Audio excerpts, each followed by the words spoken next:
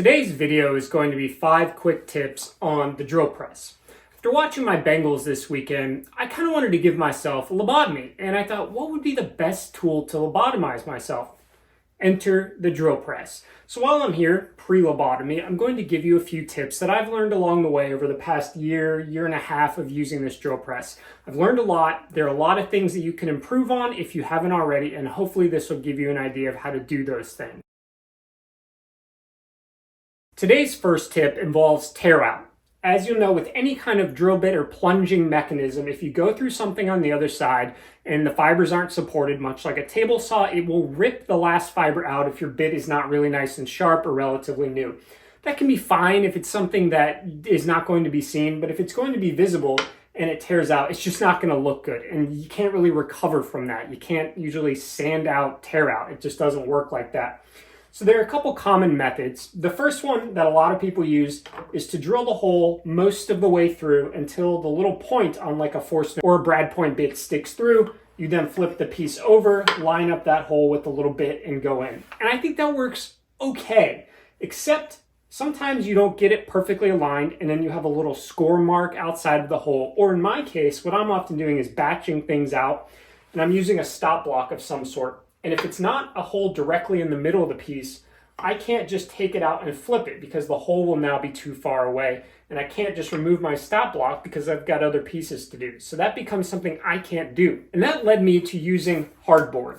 This is $7, $8 for a 2x4 sheet at Lowe's. It's very cheap, it's very lightweight, easy to store, and it is the perfect backer board. Because it's so cheap, you don't feel terrible about throwing it away or recycling it or whatever after you're done. You just stick it under there, drill all your holes, and you'll be left over with just these little circles, which are the ultimate zero clearance. I don't like having to continuously make a bunch of these, mainly because if you're ever using a bit that is of decent size and you're not paying the best attention or you don't have your stop set and you go through, that one's ruined for anything smaller. Now, you could create a bunch of these. However, on tables like this, or on drill presses like this with the up and down mechanism, sometimes you don't always get the table exactly in the center because it moves around the pole, it rotates. So having to try to line it up perfectly each time, dig through a drawer to find whichever one fits the right bit. You could have 30 different drill bits. Are you gonna keep 30 of these around or keep making them? I don't love it. This stuff is just so cheap and so easy to use. You can either affix it to there with hot glue or the double stick tape or just rolling a piece of tape over. Or in my case, I just press it and hold it against there and I get essentially no tear out. It's really quite incredible. And these aren't the sharpest bits ever. They're not new or anything. So if you're dealing with tear out, and especially if you've got a lot of holes to drill, just pick up some of this hardboard. It's $7 or $8. It's really nice. I use it for a lot of stuff, and it will prevent, 95% of tear out you're having on most things. Number 2 is to clean and lubricate anything that needs cleaning and anything that needs lubricating. This includes your drill bits, your chuck key. Stuff will get built up in there and it won't sit as correctly, and the jaws themselves. You'll notice if you look up in there, a lot of pitch builds up in there and it won't clamp the bit as nicely, and it may not be perfectly centered, it may slip out.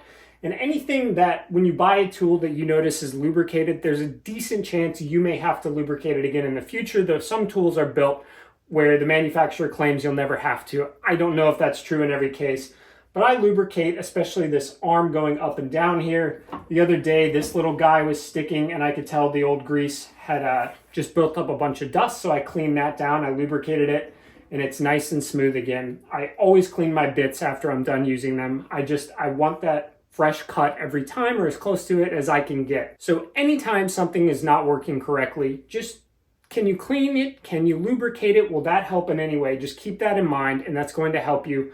I'm a big Simple Green guy. I buy the concentrated bottles. It's relatively cheap. It cleans most stuff. For certain things like oils, I use mineral spirits.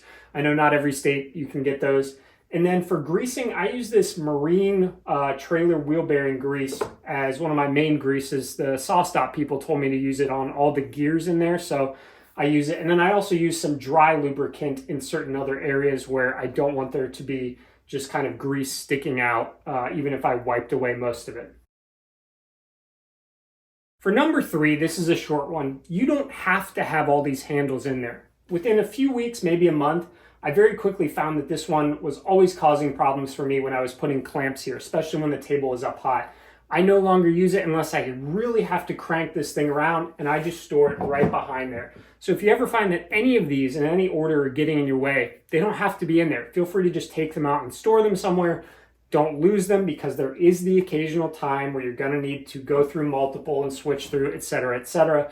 But I think the only time I ever used this bottom one was when I was toying around with it and I wanted to see if I could put a 1/2 inch drill bit as deep as possible through end grain, and I had to reach all the way. But other than that, I've never used this, and it gets in the way, and I just don't want it on there. Number 4 is that speed matters, or rather the correct speed matters. However, performance also matters. What I mean by this is that there are speed charts for any variable speed drill press as to the size and type of bit and what you should run it at. However, I've found that sometimes the performance isn't ideal. Now, there's not the biggest motor in the world in this, but when I chuck in a 1-inch Forstner bit, so big but not that big, they want me to go 500 RPMs. This goes down to 540, so relatively close. But it doesn't cut as well at 540 as it does at about 740. So I kicked it up to 740. However, it does not cut good, and it gets really hot if I go above 1,000. So I found that you should be close to the recommended speed, the RPMs for the diameter and type of bit. However, don't be afraid to play around within a bit of a range there to get the best performance. You want a nice clean hole, or whatever you're going for with this.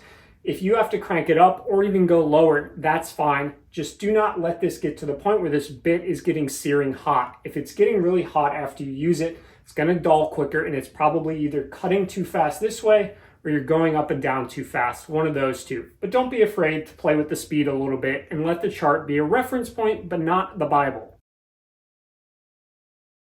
And number 5 for us, and this is a big one for me, is I love to put magnets on these keys. And if I needed to, if I didn't have a holder, I'd stick it on this chuck. And this is mainly for me a safety reason. This little guy, sometimes you just like, oh, I don't want to take it out. What if I lose it, where it's going to go? And you're dumb and you want to try to change something and you can get hurt. Well, if you put magnets on it and your top here is any kind of metal that's magnetic, you can just stick that little guy right up there. These are cheap Amazon neodymium magnets. They're not the expensive kind. They don't need to be. This thing weighs like 3 grams. And doing this, putting the magnets on there or on your chuck, will ensure that 1, you don't lose them, but 2, that you take this out every time, because it will no longer be a hassle to find it, to set it somewhere. And I think that's really good for safety. I do it on my bandsaw as well. Some of my other tools, the shape of it isn't right, but if the shape of it is right, it's a great idea. What I will say though is that when you glue one magnet down, trying to glue the next one on there is a little tricky because it wants to yank it towards itself. So I suggest going with just one bigger magnet than trying to do some little ones. And that's going to do it for this video. I wanted to keep it short. I'm going to do a part 2 at some point in the future, but there's 5 quick little tips that I've learned along the way to improve my drill press experience. Hopefully everything's going well for you. Have a good one. Leave any questions, comments, tips of yours in the comments section. Bye.